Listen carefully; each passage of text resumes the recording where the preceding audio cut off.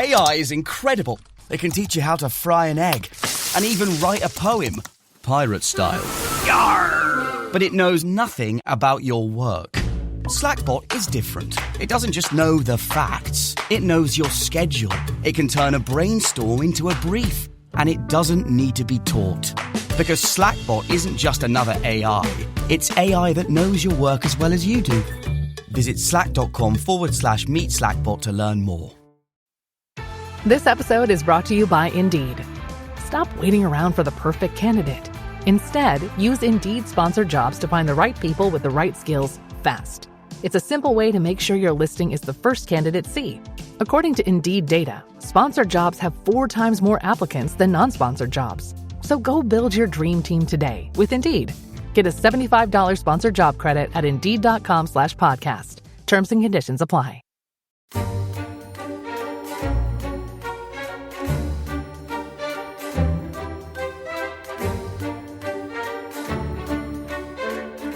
The year is 1936. In Europe, the Nazis are on the march. And in a sleepy college town in Bedford, Connecticut, a renowned archaeologist, just back from an eventful trip to Peru, receives a visit from 2 shadowy agents of US Army intelligence. They have intercepted a mysterious message: Tanis development proceeding, acquire headpiece, staff of Ra. And when the archaeologist hears those words, his eyes widen. The Nazis have discovered Tanis, he says, one of the possible resting places of the Lost Ark, the Ark of the Covenant. And so begins one of history's most thrilling archaeological field trips. And the name of that death-defying scholar, it is, of course, Tom Holland. It's not Dominic. Although, Tom, you're a bit more of a Marcus Brody than an Indiana Jones, aren't you? I'm completely Marcus Brody. You remember the bit in Indiana Jones and the Last Crusade, where Indiana Jones, he speaks 30 languages. He's at home with that's right peoples across entire continents, and he's stumbling down the railway station trying to find, his glasses steaming up, whatever. But we should explain this, shouldn't we, for the people who haven't watched the Indiana Jones series. So Steven Spielberg, series of films, Harrison Ford in a hat with a whip, going out and basically discovering stuff. They're the only great films about archaeology, I think it's fair to say. And archaeologists absolutely loathe them. Of course they do. Because they make archaeology seem much more interesting than it is.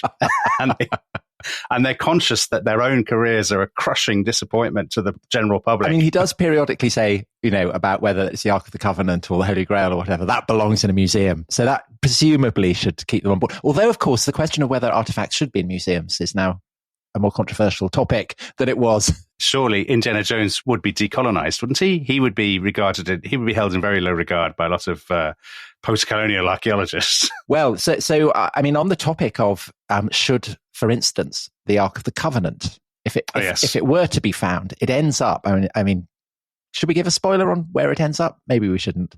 Anyway, the question of where the Ark of the Covenant should end up is a live issue throughout the film. And maybe the question now is, suppose the Ark of the Covenant were to be found, where should it go? I mean, who would have dibs on it? Because the origins of the Ark of the Covenant, as we will be exploring today, because this is going to be the theme of today's episode, are very mysterious and contested. They are indeed. But just before we go into the Ark of the Covenant, just a quick word about Raiders of the Lost Ark. So the funny thing, we did a podcast, didn't we, about King Solomon's Mines, about the H. Rider Haggard, kind of great classic of Victorian imperial fiction. And there's a very, very obvious line of descent, isn't there, from King Solomon's Mines? Well, I think Spielberg would acknowledge that. I think he absolutely would. I mean, he was very influenced by the kind of adventures that were on when he was a boy. And they, in turn, were very overtly influenced by Rider Haggard. Well, it's George Lucas who who came up with the idea. And it's exactly the same as with Star Wars, actually. That he, in the 1970s, the period of Watergate, which we've also done a podcast on, and the American retreat from Vietnam, which we've also done a podcast on, Lucas and Spielberg, who are these sort of, nerdy suburban young men, have this sort of deep nostalgia for the film serials that they'd watched as boys in the 1930s and 1940s, and they want to remake them. Square-jawed, clear-cut, bullwhip-carrying heroes. Exactly. And the guy who wrote it, Lawrence Kasdan, he said he had fallen in love with cinema because he'd seen Lawrence of Arabia, which, of course, is another story of a sort of British imperial hero. But the guy who suggested to him about the Ark of the Covenant was his friend, Philip Kaufman, who had studied history at Chicago. But have you seen this detail, Tom? An extraordinary detail. Philip Kaufman had first heard the story of the Ark of the Covenant from his dentist when he was 11.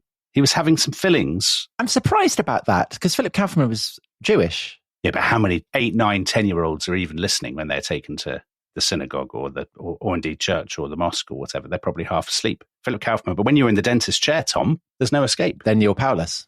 You're powerless.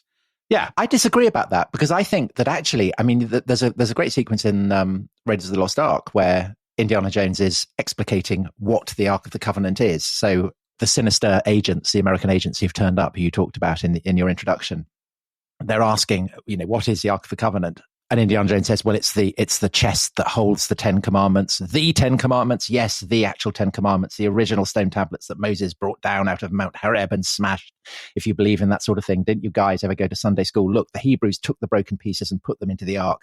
When they settled in Canaan, they put the Ark in a place called the Temple of Solomon, where it stayed for many years, till all of a sudden, whoosh, it was gone. There's quite a lot of detail in that is wrong. But the basic outline is right. And I remember they have a brilliant illustration, kind of line drawing of the Ark on a hill surrounded by a blaze of light. And it looks like a kind of weapon of mass destruction. And that's the role that it is playing in Raiders of the Lost Ark.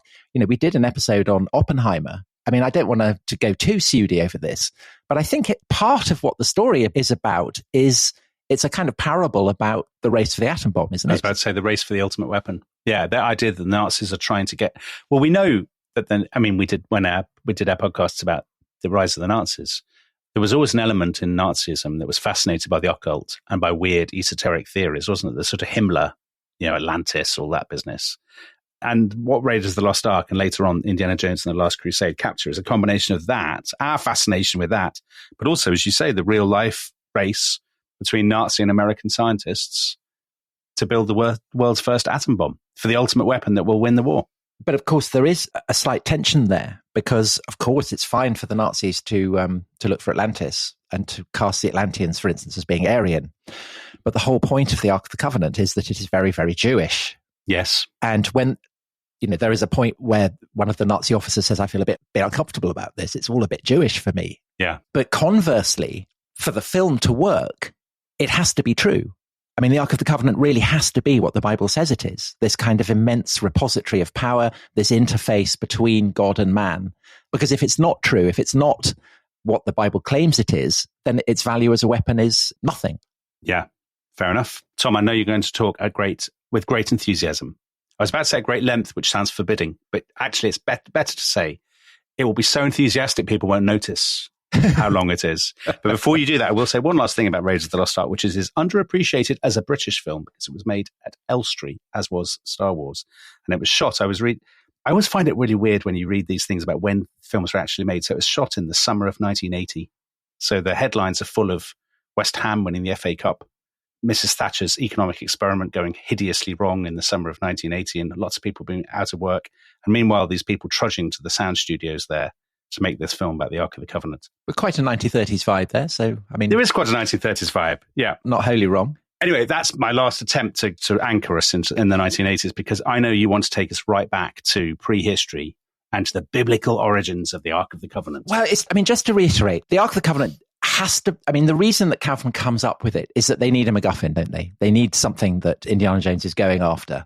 But by making it the Ark of the Covenant, they amplify the stakes massively, because the Ark of the Covenant it's the embodiment of the power of God on the face of earth, according to the Bible. Yeah. And so if you take that seriously, then you take the plot of the film seriously. So most people probably, when they think of a biblical ark, will think of Noah's Ark. That's not the ark that Indiana Jones is after, because that would be far too big to hide. Obviously. Everybody at school, when I was at school, thought it was a film about Noah's Ark.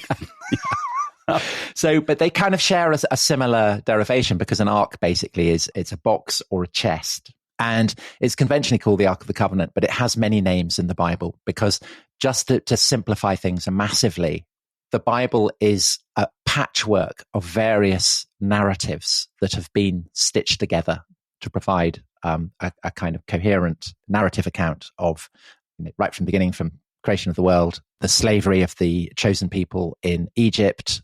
Moses leads them out of Egypt, and he goes to Mount Sinai and he meets with God, and God gives him various commandments that they have to follow. Yeah. And this is where the Ark of the Covenant comes in. And the weird thing about it is that it is simultaneously the most important kind of object in the universe, perhaps, while also being really a very invisible presence in the Bible. Considering how important it is, you'd expect it to be kind of popping up all over the place, but it doesn't. It kind of comes in and out. And I think that reflects the fact that there are all these kind of various traditions, these various different accounts of what it is. So basically, I think you can distinguish 3 separate traditions explicating what the Ark is within the fabric of what Christians call the Old Testament, Jews call the Tanakh. So in one tradition, it's the Ark that is made by Moses in obedience to instructions given by God, and it's the place where God meets with man. And therefore, it is terrifying because it is imbued with the power of God, and to approach it is potentially lethal. So the Ark bestows life, but it also bestows death. So, for example, if you were to open it and look on it, Tom, your face might melt. Exactly. Your eyes might kind of turn and drop out of your eye sockets and all that kind of thing. Yes, so terrifying things. There's then a much less exciting tradition, which would have made Raiders of the Lost Ark certainly a lot less dramatic, which is that it's basically just a kind of box to keep the tablets of the law in. So it's kind of a filing cabinet. So it's basically like the box. You've got a box where you keep your old coins. It's a bit like that. A little bit like that, yeah. I mean, which an archaeologist, I think, would love. But Harrison Ford would have no interest in that. No time. And then there's this sense of it, which again is really the one that you get in the Raiders of the Lost Ark, which is that it is a weapon of mass destruction. It's the atom bomb. It's something that destroys the enemies of the children of Israel. So basically, the Ark that we see in the Raiders of the Lost Ark is the Ark that we get in the book of Exodus, which also includes the account of how the children of Israel leave Egypt, the plagues, and crossing the Red Sea, and all that kind of stuff. So in Exodus, it is we have very precise descriptions. It's about 4 foot long. It's 2.5 feet tall, 2.5 feet wide. Yeah, it's overlaid with gold. You have kind of gold rings on all the 4 corners, so that you can put poles through it and carry it that way. And on the top, you have a great thick slab of gold, which is called the mercy seat. And this slab of gold is topped by 2 cherubim who are kind of facing each other. And there's a kind of emptiness between the cherubim. And the cherubim, I mean, people have heard of cherubs, kind of rosy-cheeked little babies. Yeah. But they in the Bible, they are not that at all. They are very terrifying angels. They're the angels basically who kind of directly attend God. So there are later descriptions of them in the Bible. They're kind of winged, four-faced sphinxes. So, I mean, alarming things. Yeah. And that gap between the 2 faces of the cherubim is where the presence of God is. It's where in the Bible, it's described as his heavy light, his glory, his kind of immanence. And it contains the 2 stone tablets on which the 10 Commandments are written. And it's a very, very odd thing, even by the standards of the Bible, because God, of course, does appear to people in the Bible. He appears to Adam walking in the Garden of Eden. He appears to Moses in a bush. He appears in a whirlwind to Job. But it's only on this kind of the mercy seat of the ark, this space between the 2 cherubim on the top of the ark, that he is kind of routinely manifest. And this ark is exactly the ark that you see in Raiders of the Lost Ark, right? The gold slab, the cherubim. I mean, it's pretty much identical to the... I think it's a little bit bigger in the film, but... That's always the way of Hollywood, isn't it? Yeah, of course. Of course. And this ark is built at the foot of Mount Sinai, where all the children of Israel have gathered, and Moses has gone up onto Mount Sinai and he's spoken face to face with God.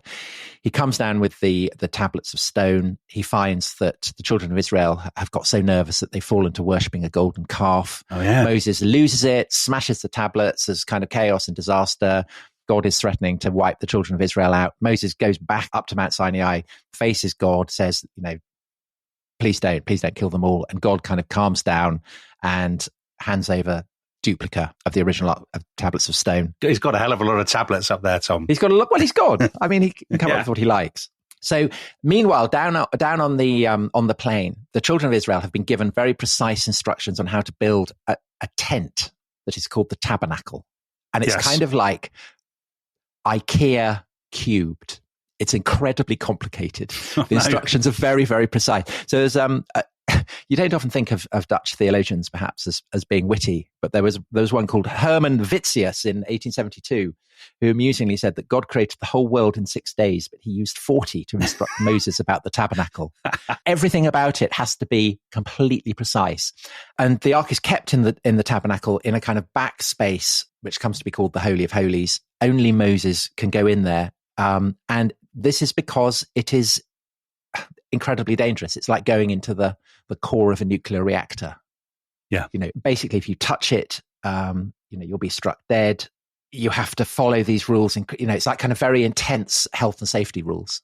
So Moses' brother Aaron, he becomes that, these are the ancestors of the priests who will kind of tend to the tabernacle and the Ark of the Covenant. But even two sons of Aaron, they make offerings to the ark, and they get struck down. And so there's this sense, which of course is absolutely manifest throughout Raiders of the Lost Ark, that the ark is so holy that if you approach it in the wrong way, it will kill you.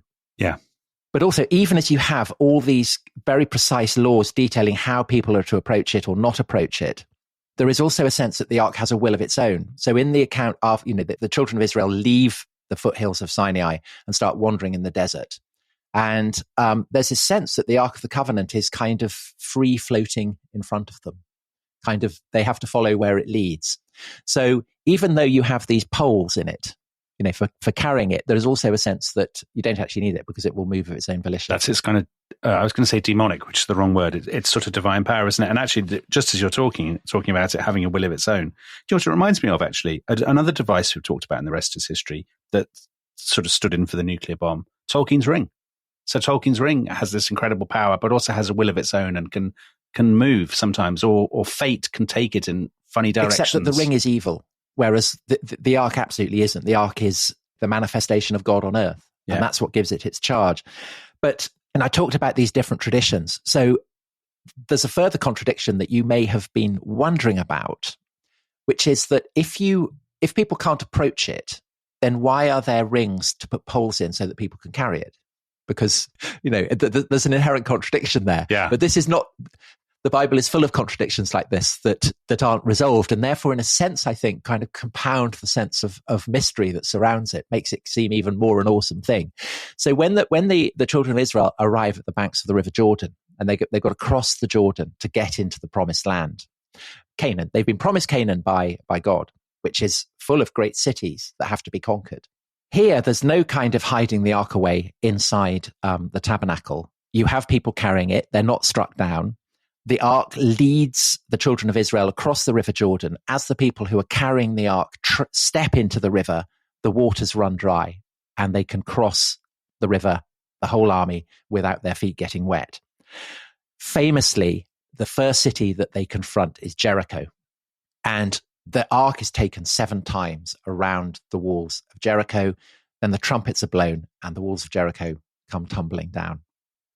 And this is what the Nazis want the ark for, this kind of power, this ability to destroy cities. So everybody remembers the trumpets, well, at least I remember the trumpets, but I've forgotten the stuff about the ark. So it's actually the ark is the key thing. The ark, not the trumpets, yeah. Yeah, the ark is the key thing. It's no wonder the Nazis were after it. The ark plays the key role, basically, in the ability of the children of Israel to conquer Canaan. And the children of Israel establish themselves in Canaan. They're kind of governed by people called judges. Call them judges gives slightly the wrong sense. You have a sense of people someone in a wig sending someone down for 2 years for shoplifting or something. Yeah. That's not quite what they're much more kind of impressive, intimidating figures. But the weird thing is that throughout the book of Judges, which describes this period, there is no account of the ark at all. It's as though it's vanished. My favorite book of the Bible, Tom. The book of Judges. Did a project on it when I was about 12 because it's got a lot of battles. Yeah, and there's a bloke who's enormously fat who gets stabbed with a dagger.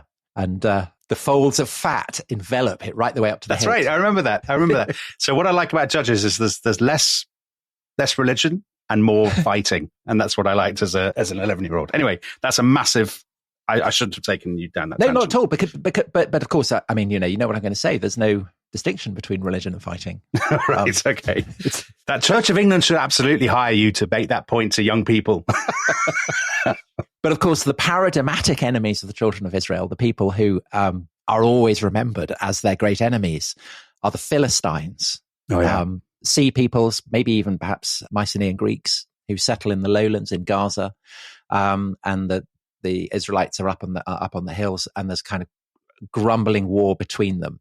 And in the biblical accounts of these conflicts, the ark makes a spectacular reappearance. And having said that none of the judges really have anything to do with the ark, in the account of the war with the Philistines, a judge appears who does have lots to do with the ark. And this is a guy called Eli. Yes. And he has two sons with the tremendous names of Hophni and Phinehas. And they behave very badly. They're not good people. Oh. And because of this, when they suggest taking the ark into war against the Philistines, that they are not worthy to be handling it. They don't have the requisite degree of holiness. So they take the ark into battle against the Philistines. And because God wants to make a point that Hophni and Phinehas are not up to the grade, the Israelites lose and the ark is captured. And this is obviously a tremendous debacle. Yeah, that's a disaster. And so the news is brought to Eli, and he's so appalled that he drops down dead with the shock. I'm not surprised. So, Dominic, you didn't do a project on this? No, there was a guy beginning with J, who's a famous judge, Jephthah, fighting the Ammonites. So I was very big on Jephthah fighting the Ammonites and Gideon. Well, my favorite biblical people were the Ammonites, because I imagined them as Mesozoic. Walking fossils. Yeah, with their tentacles sticking out, invading Canaan. Anyway, listen, let's get back to the Philistines who've captured the ark. Yeah. And so what they do is they take it to the temple of Dagon in a city called Ashdod. Right. And Dagon is he's a kind of corn god, massive great statue. And they put the Ark of the Covenant in front of the statue of Dagon. And when they come in the morning, they find that the statue of Dagon has teetered over and is prostrating itself before the Ark. So they put it back up again. And the next day they come in. And this time, not only has the statue of Dagon fallen over in worship before the Ark, but it's shattered into tiny pieces. Power of the Ark. Yeah, wow. Very bad news. So they move it to another town. Terrible things happen. The Philistines get afflicted by mice, which I think is not the most terrifying of plagues. No, that's a humdrum detail. And this is the thing that I always remember from reading about the Ark of the Covenant when I was a boy. They get afflicted by tumors. And I remember reading a book in which it was about the way that flying saucers had intervened in biblical history. And this was offered as conclusive proof that the Ark of the Covenant was radioactive. I was about to say, this is radioactivity. This is a nuclear bomb thing. Well, I'm surprised they didn't bring it up actually in the Raiders of the Lost Ark. Yeah. Surely Graham Hancock is all over this, Tom. Well, we'll come to Graham Hancock in the second half. So basically all these tumors, all these mice, all these statues falling over left, right and center, the Philistines decide that they don't want to keep the ark. So they hand it back and they give it to the children of Israel, and it remains dangerous even for the children of Israel. So there's this incredible verse. The Lord smote the men of Beth Shemesh because they had looked into the ark of the Lord. Even he smote of the people 50,000 and 70 men. And the people lamented because the Lord had smitten many of the people with a great slaughter. So this sense that it is perilous, this is now kind of part of the narrative again. Yeah. So basically, the children of Israel have this incredible thing. They're keeping it in a tent. I think that there is a sense that maybe a tent isn't entirely where it should be kept. So the judges get replaced by kings. The most famous king, of course, is David. Yeah. David is told by God, because for various kind of sins that he's done, that he is not the one who is going to build the temple. But even so, David is the guy who has captured Jerusalem and makes it into his capital. And the ark is brought into Jerusalem.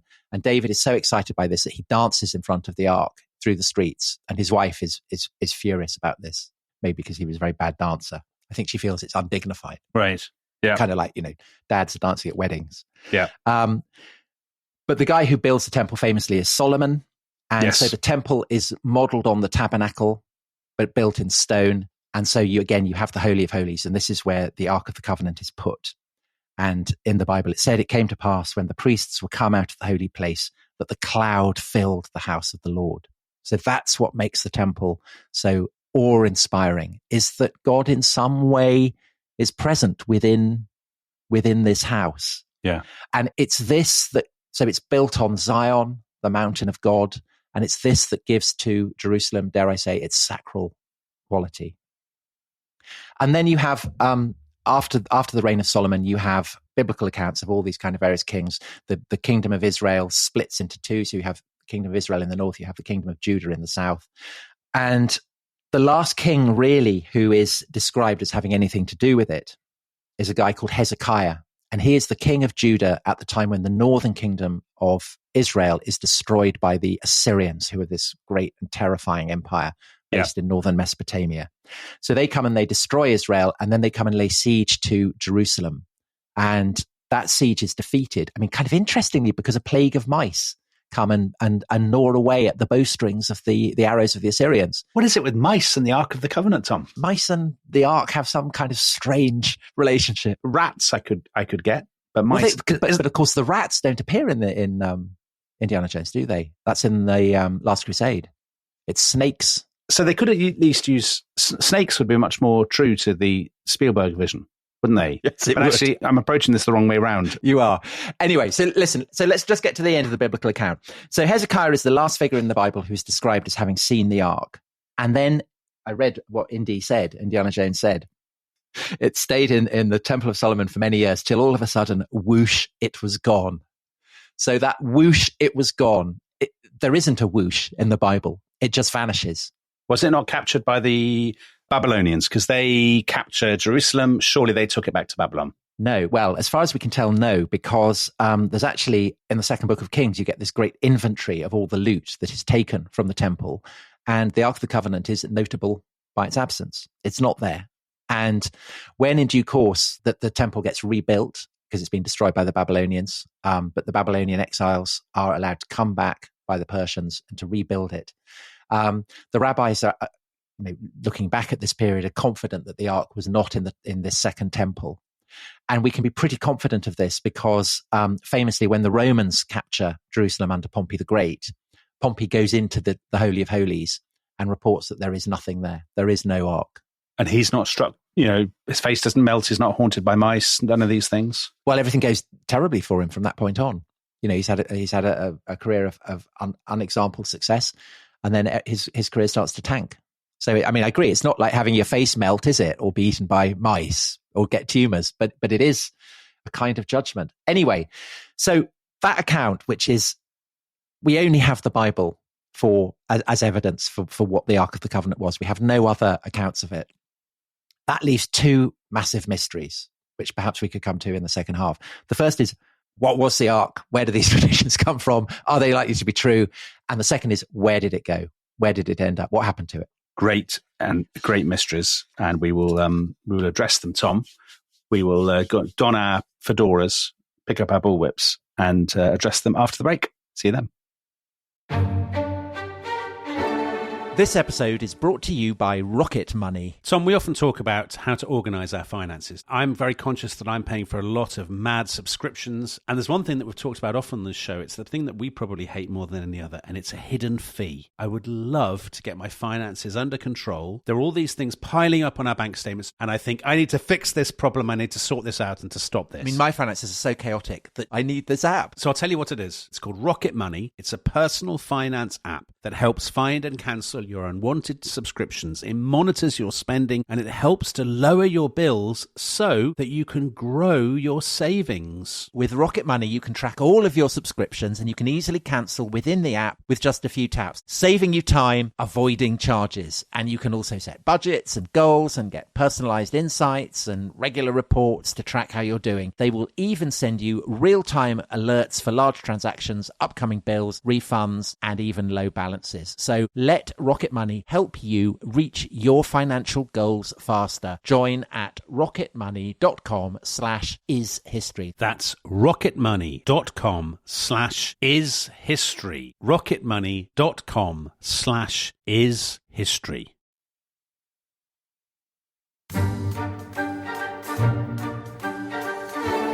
Welcome back to The Rest is History. Indiana Jones is talking us through the Ark of the Covenant. So, Indy, you ended last time by saying you would address two questions.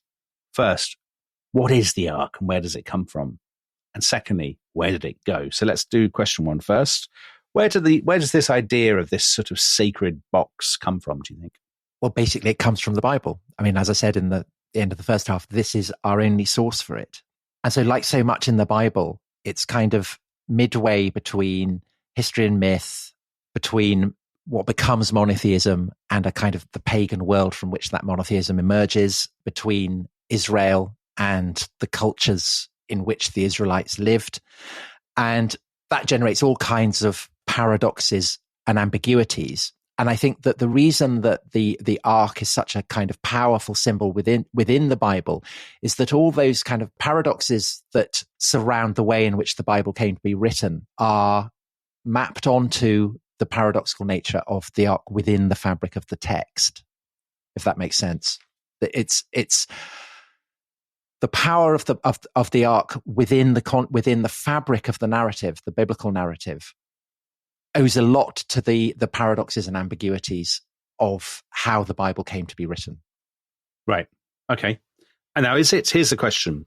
I would guess, as a complete outsider and novice on all this, that there must have been other kind of cults, as it were, and other peoples in the Levant in this period who had boxes or I don't know, thrones or sacred things, and this is one of them. So the Egyptians, for instance, they definitely have kind of sacred chests, and it's the Egyptians, of course, that the children of Israel defined themselves against, so they would never acknowledge that, but perhaps that's part of it. We know that the Phoenicians, who are very important in helping Solomon build the temple, according to the biblical account, that they had chests that they carried about in chariots, so presumably they have a kind of holiness to them. So there's a wonderful new book that came out, I think, a couple of years ago called God and Anatomy by Francesca Stavrakopoulou, who's Professor of Biblical Studies at Exeter. And she is interested in the idea that the kind of the trace elements that you get within the biblical narratives of God as a kind of human figure, so physical figure. So that idea of Moses going up Mount Sinai and looking in God's face. This is meant literally, she argues. So she argues that the ark may originally have been a footstool. Footstool. It was kind of understood as being the receptacle on which God's feet rested. So, I mean, that's very much a very contested perspective. Yeah. But it's possible as well that idea derives from the Egyptian tradition of placing covenants, law codes at the feet of their gods. So that you're absolutely right that there are all these kind of various traditions bubbling around. But the honest truth is that we don't know. We don't know. But certainly the Ark of the Covenant lies at the heart of something that is absolutely crucial to both Jewish and Christian understandings of their relationship to God, which is this idea that the tablets of stone do form a covenant, a bond between the children of Israel and God. And this, in the context of antiquity, is absolutely unique. Gods in the ancient world serve as witnesses to covenants. The idea that a people could have a covenant with a god is something wholly exceptional. And so I think that the holiness, the paradoxes, the ambiguities that hedge the Ark of the Covenant around are reflective of the almost kind of blasphemous quality of that covenant. The idea that humans and the divine can be joined in something like that is, by the standards of the ancient Near East, very, very shocking. When you say it's a covenant, I mean, a covenant is a two-way thing. What is God promising to do? What is his part of the bargain, as it were? He's going to love them and look after them and protect them. Right. And periodically, if they break the covenant, then he will punish them. But he always does it in a kind of spirit of love. And it's the fact that it is written down, that it's a contract. Yeah, it's a contract. Yeah. And so it's this idea that an all-powerful God can bind himself contractually is fundamental to the development of both Jewish and Christian theology. Because, for instance, it means that it makes it much easier for Jewish and Christian traditions to fuse with the inheritance of Greek philosophy. Because philosophy essentially is an attempt to fathom the laws that govern the universe in the way that laws govern a city. So there's this idea that you have in Plato, in Aristotle, in the kind of philosophical traditions that pass into the Roman period, that it's possible to fathom the universe in terms of laws that govern it. Yeah. And this is something that Jewish philosophy provides as well. So you have this guy Philo, who's an Alexandrian philosopher in the 1st century AD, so around the same time as St. Paul. And he's absolutely obsessed by the Ark of the Covenant as a kind of symbol of the fusion of Greek and Jewish traditions. This idea that the universe can be fathomed because God has laid down laws and God himself will obey those laws. And in the long run, this is enormously, enormously influential. So I think in that sense, the Ark is a lot more than just a weird box that gets carried around in. It's genuinely powerful. I mean, it's ideologically powerful, and the power does not reside in melting people's faces so much as giving us a sense of the sacredness of the contract, right? And of the idea of a covenant as being something binding and something special. Yes, and it may be that the impact of that is heightened by the fact that the Ark itself vanishes. So in a way, the idea of the Ark as the interface between God and man, as a kind of physical expression of this idea that God has bound himself contractually, this becomes something metaphysical rather than couched within an object. And so that then raises the question, well, what happened to the Ark? So there are all kinds of theories about this, and lots of these theories are actually very ancient. So one theory is that it got carted off by the Egyptians. Right. Specifically a king who in the Bible is called Shishak, who was probably a pharaoh called Sheshonk the First, tremendous name. Yeah. And that, of course, would make it possible that the Ark of the Covenant, that Raiders of the Lost Ark is right. Tanis, near Cairo. So presumably that's where that theory, as you said, Philip Kaufman did history at Chicago. So maybe that's what he was drawing on for that. Another is that it got removed and hidden by one of the kings of Judah before the Babylonians came to keep it for safekeeping, that it's hidden somewhere in the Holy Land. They forgot where they'd put it, basically. So somewhere it's waiting for some archaeologists to dig it up. Well, yes, either an archaeologist or it will be revealed at the end of days. I mean, you can take your pick. Specifically, the idea is that it's been hidden by an angel in a rock. So that would make it a challenge. Even that is a challenge. The best archaeologist, perhaps. And there's a very controversial, certainly if you're Jewish, theory that was proposed by the Samaritans, who the Jews hated, and feeling was entirely mutual. And they claimed that it had been hidden on Mount Gerizim, which is within the Holy Land, but is a mountain that's sacred to the Samaritans. So those are kind of the various theories. However, what is the impact of the absence of the Ark of the Covenant on the way that Jews and Christians come to understand their own covenant with God? So the Jews do not forget the Ark of the Covenant. And we know this going into the Roman period, because there's a frontier town called Dura Europos, which is it's kind of almost literally on the border between what's now Syria and Iraq. And that was the border between the Roman and the Persian empires, right? Yes. And so it gets destroyed by the Persians in 256 AD, and kind of soil and rubble falls on top of it. So almost perfectly preserved. And there's this incredible synagogue that's been found there that is decorated with stunning biblical scenes, in a completely unique way, because famously synagogues don't tend to be illustrated with biblical scenes. But this does, and it shows the Ark being carried away from the Temple of Dagon, and you've got all the kind of the shattered fragments of the idol of Dagon around it.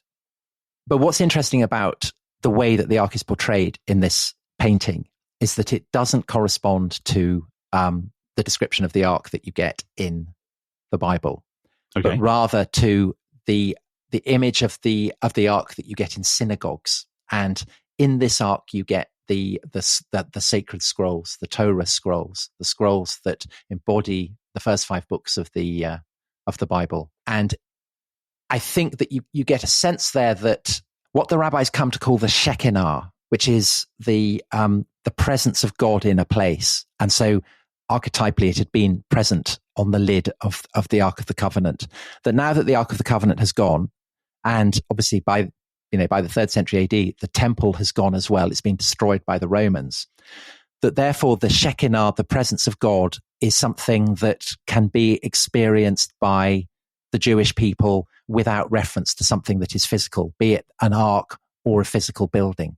The rabbis say that the Shekinah is present whenever someone studies Torah, whenever someone is reading these scriptures, or indeed whenever 10 people are gathered together in prayer.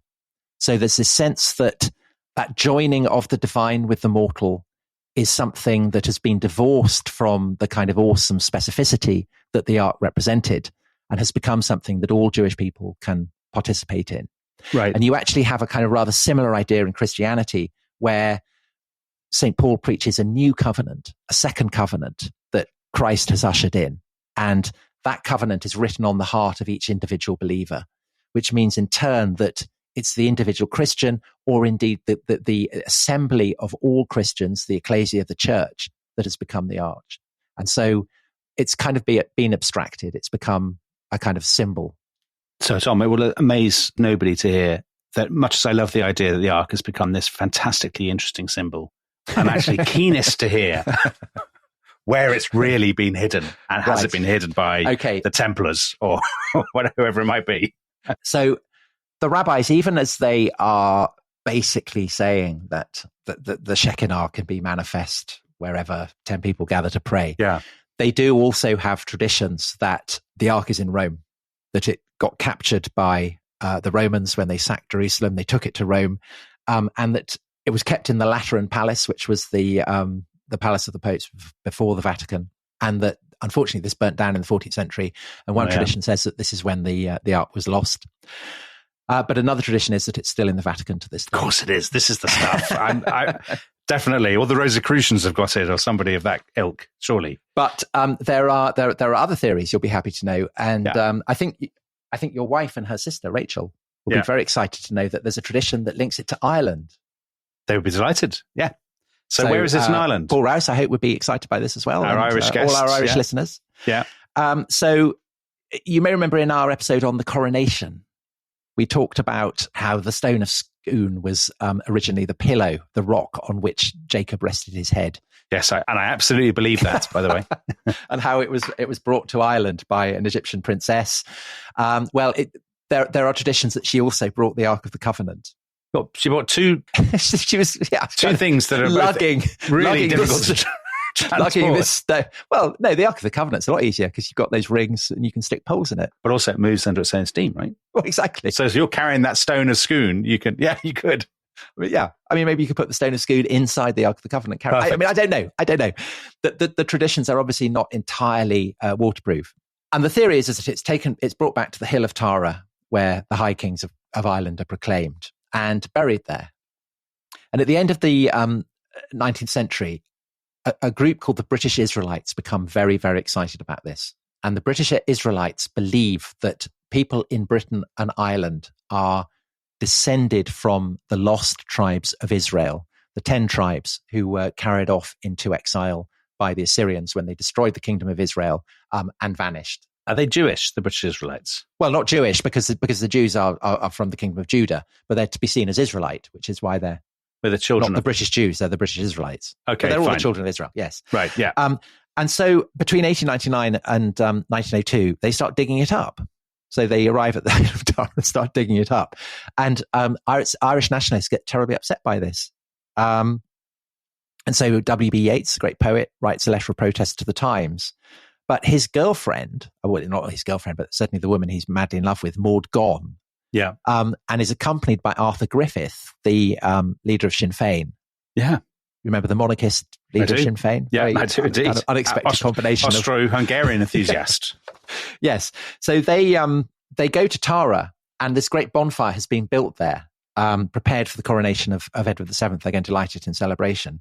And Maud Gonne and Arthur Griffith get there and they light the bonfire early and dance around it, singing nationalist songs and proclaiming their opposition to the British Israelite excavations. And so the excavations get stopped. That is a bizarre story, isn't it? Isn't it? That's so strange. It's absolutely brilliant. And a scene that we omitted from our account of Irish relations. Tom, I have to say, it doesn't surprise me that, Paul Rouse was telling us, wasn't he, there were books in Ireland claiming that chess is Irish. So it doesn't surprise me that the Ark of the Covenant is also Irish. Well, so it may still be there. Yeah. But also, I've got your notes in front of me, so I know what's coming. I love this stuff about Ethiopia. Right. So Ethiopia is the best, the most extraordinary, the most credible, and certainly the most ancient of these traditions that say that the Ark got carried away from Jerusalem, carried away from the Holy Land, and is kept in a wholly different location. And the tradition is vested in this ancient text called the Kebra Nagast, the glory of the kings. And the story that it tells patently derives from biblical accounts, but gives it a kind of interesting spin. It's a kind of spin-off from the franchise. So Solomon builds the temple, puts the Ark of the Covenant inside the Holy of Holies at the heart of the temple. He is famously visited by the Queen of Sheba. And according to the Ethiopians, Sheba was Ethiopia. Yeah. And the Queen of Sheba was called Makeda. This is very H. Rider Haggard, Tom. And Queen Makeda, it's very, very H. Rider Haggard. And H. Rider Haggard absolutely is aware of these traditions and is drawing on them. Victorian venture writers are obsessed by these stories. So according to the Kebra Nagast, the Queen of Sheba, Makeda, travels to Jerusalem. She visits Solomon and she's converted to the worship of the God of Israel. She's due to go. Solomon, who is basically a massive lech, I mean, we have biblical evidence for this. Yeah. He tricks her into sleeping with him on the night before her departure and gives her a ring to give to her son so that he will be able to recognize his heir. And it's a bit like the legend of Theseus and Aegeus. You remember that Aegeus leaves signs for Theseus so that Theseus can then come and find him. It's a similar kind of goings on with this. So the son of Solomon and Makeda, the Queen of Sheba, he's called Menelik, and he's born in Ethiopia. He reaches manhood and he goes to Jerusalem carrying the ring that Solomon has given him. Solomon recognizes him and Solomon gives Menelik his blessing. Menelik then goes home and he goes off in great honor. The firstborn sons of the elders of Israel accompany him as his escort. But unknown to Menelik, his Ethiopian followers have removed the Ark of the Covenant from the temple. And the moment this happens, in Jerusalem, dogs start howling, asses start braying, people start bursting into tears, even though they don't know why they're weeping. And Solomon, who is famous as the wisest man in the world, he twigs that something wrong has happened. The evidence is stacking up, all these braying donkeys and so on. And so he goes to the Holy of Holies. He realizes the Ark has gone, understands that Menelik has probably taken it, tries to stop Menelik. But at this point, the Archangel Michael intervenes and he scoops up the Ark, Menelik, and his entire company, and he takes them to Ethiopia via Egypt before Solomon can even leave the Holy Land. And Solomon is so upset by this that he basically goes mad and starts worshipping idols. And, this is very bad form. Meanwhile, Menelik has arrived in a mysterious city called Debre Makeda, and here he becomes king in his succession to his mother. And because he has the Ark, he is able to defeat all his enemies. So that's the weapon of mass destruction again. This is the weapon of mass destruction again. And a prophecy is given that in due course, he will defeat the power of the king of the Romans, conquer Constantinople, and subdue the Jews. Okay. That's still running, is it, that prophecy? Because that hasn't happened yet. Right. And something else that hasn't happened is that Christ hasn't returned.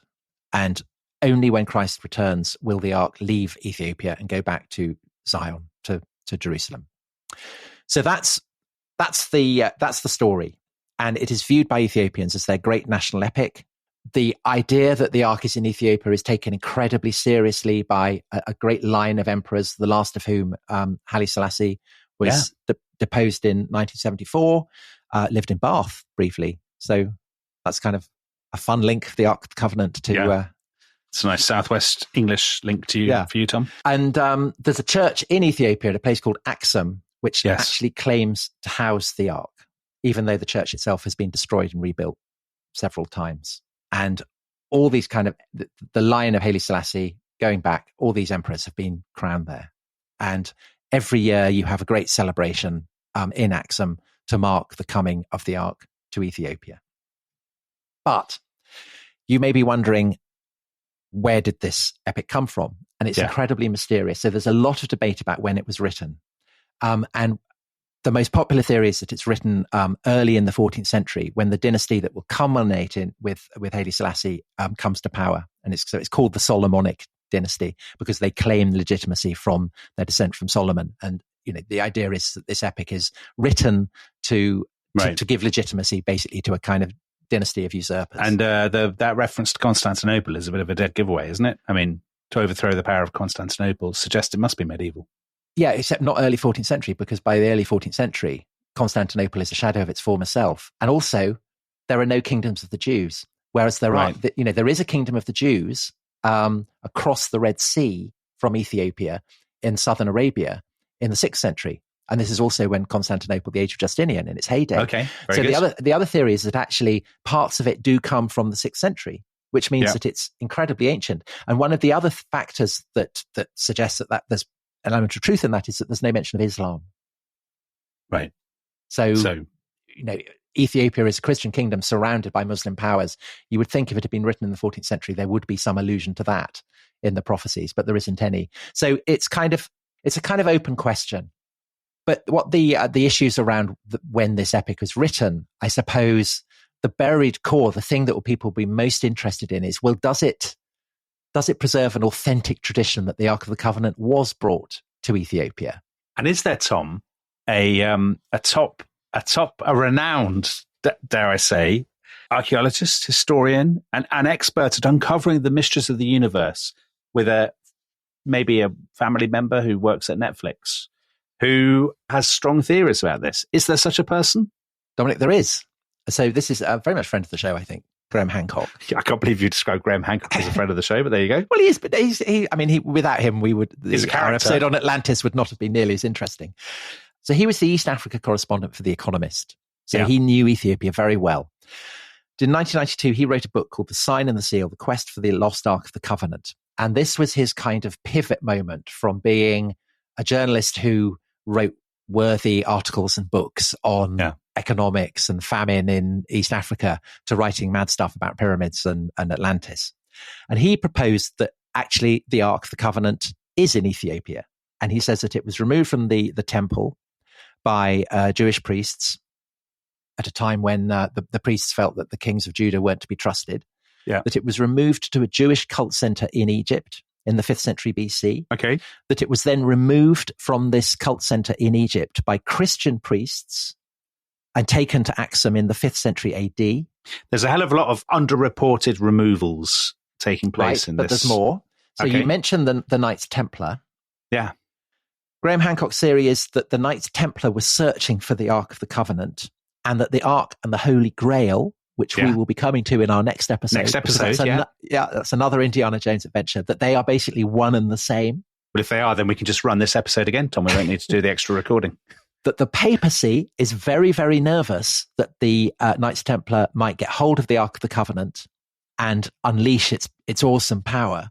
Yeah. And so this is why they destroy the Templars in the early 14th century. I'm shocked that you waited to the end of the episode to bring in this tremendous story, which is almost certainly true. So the papacy... Of course it's true. Well, and so it's great fun. And I remember reading it and being completely convinced when I read it. I mean, it's all tremendous stuff. And you might think that it's all just harmless fun, except for the fact that for the priests in Axum, who don't really speak English, don't have the internet, don't really know what's going on in the world of conspiracy theories and Netflix documentaries, are suddenly completely bewildered by the massive international upsurge of interest in the Ark of the Covenant and what may be kept within the secret depths of the church in Axum. A treasure hunter's now descending on Axum to kind of try and see if they've got the Ark of the Covenant. Is that what's happening? Yeah, so there's a very good book on the Ark of the Covenant called, surprisingly, The Ark of the Covenant. Right. by two scholars called Roderick Grierson and Stuart Munro Hay. And they write about it.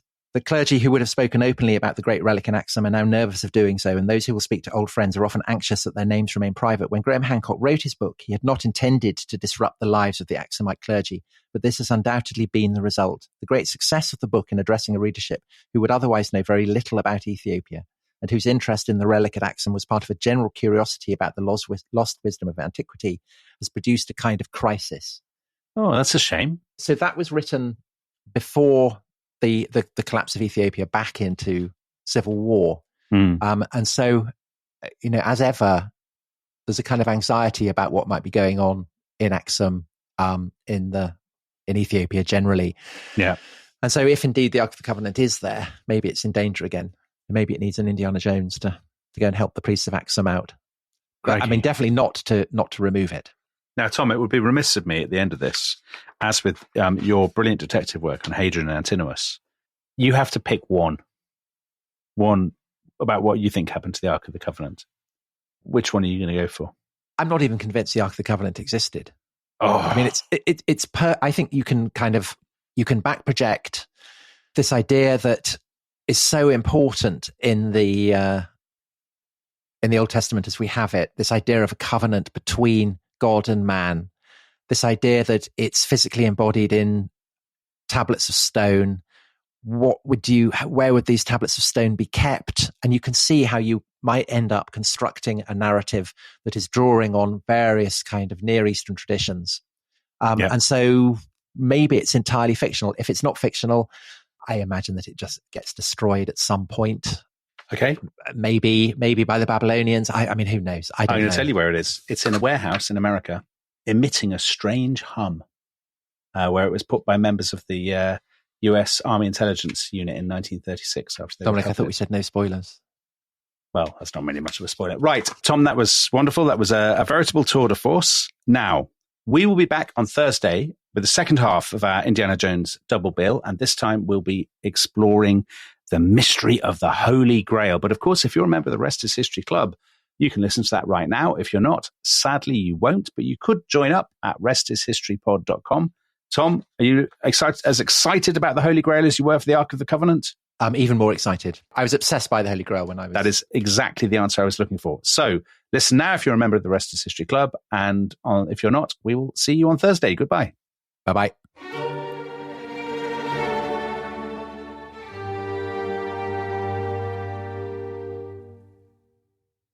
Thanks for listening to The Rest is History. For bonus episodes, early access, ad-free listening, and access to our chat community, please sign up at restishistorypod.com. That's restishistorypod.com.